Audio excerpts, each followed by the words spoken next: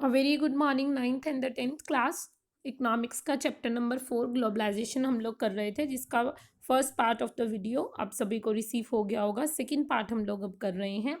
हमने क्या चीज़ पढ़ी थी कि ग्लोब लेवल पे हम बिजनेस किस तरीके से करते हैं, हम तक बाकी सारी चीज़ें जो हमारे यहाँ प्रोड्यूस भी नहीं होती है वो किस तरीके से हम तक पहुँचती है, उसी चीज़ का जिक्र हम लोग कर रहे थे। चैप्टर का हमारा जो सेकंड है, पेज 56 पेज नंबर, वहाँ से हम पढ़ रहे हैं। प्रोडक्शन अक्रॉस द कंट्रीज, मतलब कि across the countries means various country में जो जो चीज़ें बनती हैं उन पर हम क्या करें, उन पे हम फोकस करेंगे।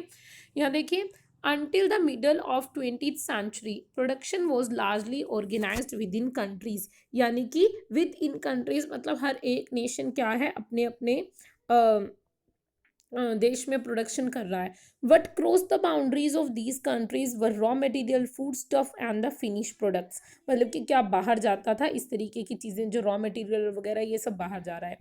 Chronology such as Indian exported raw material and food stuff and imported finished goods. India, उन्होंने इंडिया का एग्जाम्पल लिया कि इंडिया क्या क्या बाहर एक्सपोर्ट कर रहा है।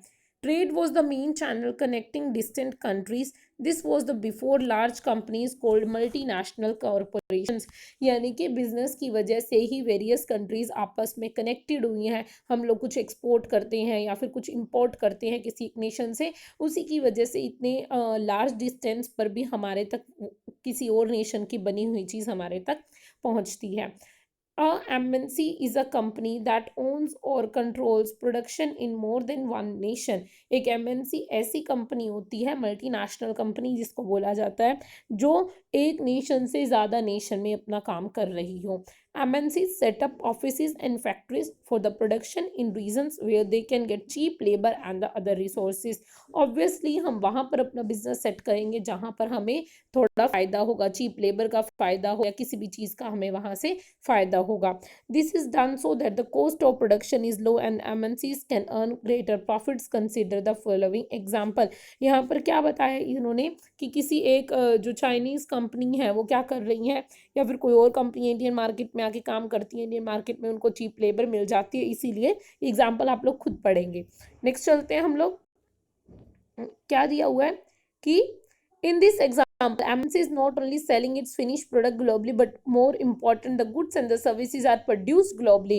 Produced globally का मतलब है कि बहुत सारे वेरियस नेशन में प्रोडक्शन भी करती है। ये नहीं है कि सिर्फ अपने नेशन में प्रोडक्शन करती है और बाकी सबको सेल करता है। वेरियस नेशन में जहाँ उनको रिसोर्सेज इजीली मिल जाते हैं, चीप उनका प्रोडक्शन पड़ सकता है, कॉस्ट उनकी सस्ती आ सकती है, उसी जगह पर वो लोग प्रोडक्शन कर रहे हैं। As a result, production is organized in increasingly complex ways.